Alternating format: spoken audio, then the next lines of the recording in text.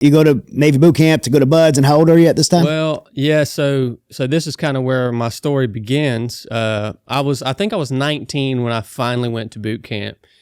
And obviously, a lot of you guys listen to this, you've heard the story of the heart condition I was diagnosed with, but I'm going to tell it in a little different way today with Chadd. I feel led to share my story in a little different way. I think up to this point, I've shared my story just kind of breezing over parts of my story and getting to the end product. I always want to share with you guys who I am now because I have the lessons built now, and that's what I want to portray to you is the lessons, right? But what I've realized is I think there are also people who need to hear my story of what got me here and not just hear the lessons that came as the end product. And I've learned that I get to train people with my company, 307 Project. We're a training company, so I take people on these missions that I've developed and designed, and I get to impact hundreds of people a year in person, live, and I see men who are a lot like I was. And here's the thing: who is my story? Who is it for? My story is for guys out there and girls out there who have really, really been trying hard for a lot of years to do what's right, but they just keep screwing stuff up, man. They just keep screwing it up. Or and at the same time, they keep getting blindsided by things that are completely out of their control. And that's who my story is for. My story is not the same as a lot of stories that you've heard of guys and girls who have went through really difficult things, but they've had to go through those things because of some heroic thing that they've done. That's not me, man. I went through the stuff I went through a lot because of my own decisions and my own mistakes. And that's who my story's for. And it's for you guys that feel that way and who are experiencing that. And it's to tell you and to show you that there's a secret, man. And no matter how much you screw up, no matter how much you fail, the secret is you just don't stop. You just keep going. In spite of what everyone around you is saying to you, in spite of all the negative things you hear from your peers and from your coworkers and from your family members, and people are just trying to beat you down and destroy you because of all the crap you've done, you just got to own it and you just got to keep going, man. And that's all I've done. That's the secret. I just have not stopped. In spite of all of my mistakes, in spite of all of the crap that I have experienced in this life, I just got back up and I just kept going. And I'm still doing that today. I'm still just saying, I'm just going to keep going. And that has led me to a place in my life where I'll tell you where I'm at in life right now. My life is so fulfilling right now that it is unimaginable. If you could have told me that my life would ever look like this 10 years ago, 15 years ago, I would say there's no way because I'm just a screw up, dude. But my life is so rich and so fulfilling. And every one of you guys watching this, you have the opportunity to get there if you just don't stop. That is the secret. Yeah. That takes patience, right? Patience is okay. Now patience and persistence. Yeah, man. And so to get back to my story, a lot of you guys have heard this. I went to Navy boot camp. I went through boot camp, and I got to the last day of boot camp. We had just finished a big evolution. They call it like battle stations. It's like a 24-hour long FTX, final training exercise, and we get to leave there. Once that evolution is done, you go and you swap your hat out, your recruit hat with a hat that says Navy. And we're standing in line to go to that ceremony, and my RDC, which is the drill instructor in Navy boot camp, pulls me out of formation and tells me I have to go to medical. And so I go down to medical, and the dive medical officer proceeds to tell me that they had found a 7-centimeter pericardial cyst on my heart. They had never seen that in a SEAL candidate before. It's a rare condition. But it disqualified me from ever becoming a SEAL. So he told me right then, he said, this is asymptomatic cyst, meaning we're not going to go in and take it off your heart because it's not worth the risk. So you can't be a SEAL. So you can either go to the big Navy, to the fleet, or you can go back home on a breach of contract. And so they sent me back home, man. I got to the last day of boot camp, and they sent me back home. And here's what I want to tell you guys that you've never heard this part of that story before. When I got back home, that was one of the lowest times of my whole life. Like, you guys don't understand. The town I grew up in, everybody knows everybody. And everybody, before I left, was laughing at me. You're going to go be a Navy SEAL? Like, for real, man? Pfft, that's ridiculous. Everyone was laughing at me. Like, you never make it. Never going to make it. Yeah. And so when I showed back up in my little hometown, well, nobody cared that I had a cyst on my heart. Like, nobody was going to hear that. Like, no, guys, I didn't quit. Like, they kicked me out. And dude, that was one of the lowest points of my whole life. And let me tell you what's interesting about this story right here. Your wife said something last night. I hope she listens to this. She said, there are things that have happened to me in the past that have really impacted me and affected me, but they don't look like anything big or grand or significant to other people. Like, and I so related to that when she told me that, because when I got back home after they kicked me out of the Navy, all I wanted to do, dude, was go eat at the Texas Roadhouse wearing my dress blues. That's all I wanted to do in your hometown. In my hometown. Yeah. Like, I wanted to do that so bad, man. But everybody around me was like, no, you shouldn't do that. You're not in the Navy anymore. You need to move on with life. Like, you shouldn't do that. And I had the right to do it because I made it to the last day of boot camp. They actually checked me off as graduating boot camp because I made it through the final training exercise. The pain in my that I felt, just, was it shame? There was shame in it. There was, like, I wanted to be someone for the first time in my life that had accomplished something, and just wearing that uniform with my one little ribbon on it was like a huge accomplishment where I came from. And like, I wanted to be somebody for the first time in my life who had accomplished something. And like, I couldn't even do that. And when I went through this part of my story with my with my counselor back home, I go to tell him this, and I had never told anybody about just wanting to go eat at the Texas Roadhouse in that uniform. When I'm telling him this story, dude, I just broke down in sobs. This is years after that. This is like literally 6 months ago. Okay. Yeah. I never told anybody about this.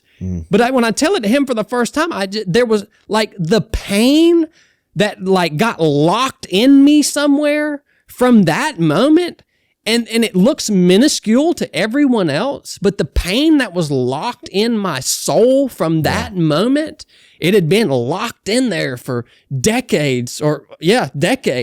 And like, when I opened that box for that little simple thing, I was just broke down and sobbing, dude. And I asked my counselor, I'm like, what the crap is going on? So like, there are parts of your story and of my story that I don't even know are there, but man, they'll hit you. And they're not always going to be the things that the world's going to look at and say, well, yeah, of course you were traumatized by that. Of course that caused you that much pain. Of course no, man, every human being is different, man. And when your wife said that last night, I was like, that's me. Like, I can so relate to what she is saying right now. So in spite of everybody telling me, all my friends and people that were close to me, nah, you need to move on with life. You don't need to wear that uniform. Like, I did it. I put that uniform on, and I went and ate at the Texas Roadhouse. And I came back home, and I took that uniform off, and I thought that was going to be the last time that I would ever put that uniform on again. That's how it hurts, man. Yeah. I wanted it that bad. That hurts so bad, man. I wanted it that bad. But obviously that's not what happened. I got to put the uniform on again. What drove you to make a decision to go to say, hey, you're in a fork in the road, right? You could go back to construction. There's a million things you could do, or I could do what I've told that to a door that looked seemingly was closed. Yeah, my mom. Yeah, my mom. She, I think my mom could see how much pain I was in. Yeah. Like, she could see how bad I was suffering internally. And so she started actually to make appointments with heart surgeons. And we would go to see these heart surgeons, and pericardial cyst is a rare condition. And the heart surgeons would say, no, we don't. We do not recommend you doing an elective open heart surgery to remove this cyst. So we saw 3 or 4 different heart surgeons before we finally found a dude who was like, yeah, I understand why you want to have an elective open heart surgery, so that you can at least hope the Navy's going to take you back. Because there's no guarantees. There's no guarantee, because I was totally out at this point, right? And he understood that, man, and he encouraged me to, like, yeah, let's do this. Let's do this surgery. And it's a completely invasive surgery. Like, yeah. I mean, it was brutal, dude. Yeah. Yeah, I mean, they cut you open and go in there, and 7 centimeters, that's a pretty large cyst. It's pretty serious. And so I had an elective open heart surgery, and they took the cyst off my heart. And to make a long story short, I was back in the Navy less than a year after that surgery. The Navy was like, yep, we'll take you. So the Navy said, okay, we'll let you back in, but we're not going to give you a SEAL contract, because we have to review your paperwork first, and we have to present your case in front of a whole board of doctors before we're going to sign you off for a SEAL contract. So the Navy brought me back in, and they kept me in this holding unit for about 6 months while the big Navy reviewed this case. And you can Google Navy SEAL pericardial cyst. You can read my whole case.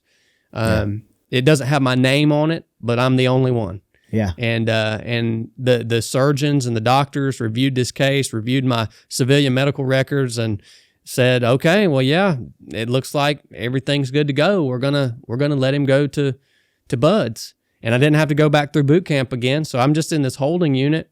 I'm just training every day, running, going to the pool, swimming. But I'm back in the Navy. And I got a question about the training, because it's really easy to train hard when you know something's coming, but it's hard to muster motivation when it's a maybe. Yeah, man. And you didn't have any guarantees. So, did you, or were you struggling being motivated to train the way you needed to train, or?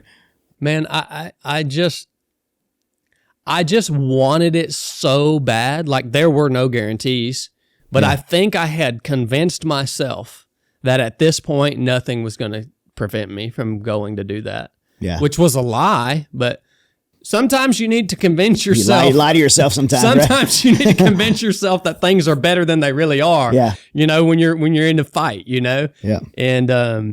And I tell people all the time, to be totally honest with you, if I would have went to BUD/S the first time without that heart surgery, and without that freaking pain, dude, that I felt internally from just having everything that I had wanted taken from me. Like, I had left everything, dude. When I went back home, I didn't even have a vehicle. I didn't have nothing. I didn't have any clothes, anything. Like, I had burned the boats, son. This is what I was going to do with my life. But if they would have let me go to BUD/S that first time, I would not have made it, man. And I realized that when I You got there, you wouldn't have wanted it enough. I would not have wanted it enough. I realized when I got to Buds, like, oh, okay, this is harder than I imagined it was going to be. And I realized there's no way I would have made it through this if I would not have had to do what I had to do just to get on the start line. Like, it took me 2 years just to get on the start line and a heart surgery. Yeah. At that point, you're like, I'm too vested. Man, yeah, really. So yeah, I got. It started off real strong, right? Because I had so much invested in just getting there, and I got picked as the honor man of my Buds prep class. So that's about a 2-month-long program you go through before you actually go to Buds, and they picked me as like their hard charger, the instructor cadre. Because I was just so happy to be there, man, and got to first phase. Again, didn't know what I was getting into. Every day, the truth, every day, my goal was just to make it to breakfast every single day. I didn't know the schedule, didn't want to know any of that, but never once thought about quitting. And that training is remarkable, man. That training... It is the real deal, man. I loved it. And I started off real strong. But as I got deeper into training, my attitude started changing. I started developing a really bad attitude. And a lot of it was because I was very immature. And guys who would get injured or something in the class, they would roll them. And so later on in training, in third phase and so on, like, they would start rolling people into our class, right? Yeah. And I had a really bad attitude about that. Because I think it's because I had invested so much to be there. Right. And like, I went straight through with I was like, when I have to start this and finish it. That's the standard. I have to start this and I have to finish it. That's the standard. And so when I saw guys getting rolled into the class, I'm like, well, what the crap is this dude, man? He just had a 6-month break, And now he gets to come in here and have a second chance. My attitude started to get real ugly, man, in toward like, the later end of third phase. And I regret that, man. Because I missed out on so much. I missed out on so many friendships. The experience of it, right? The experience, so many friendships, like hating on these dudes because, they had a fractured femur or something and they had to get rolled. Well, I was so immature back then that I was like, well, no, screw you, dude. If you fractured your femur, it's because you didn't run enough because before you came in and your bones weren't strong enough. That's your fault. You don't deserve another chance. So that's part of my story of training that I don't tell, man.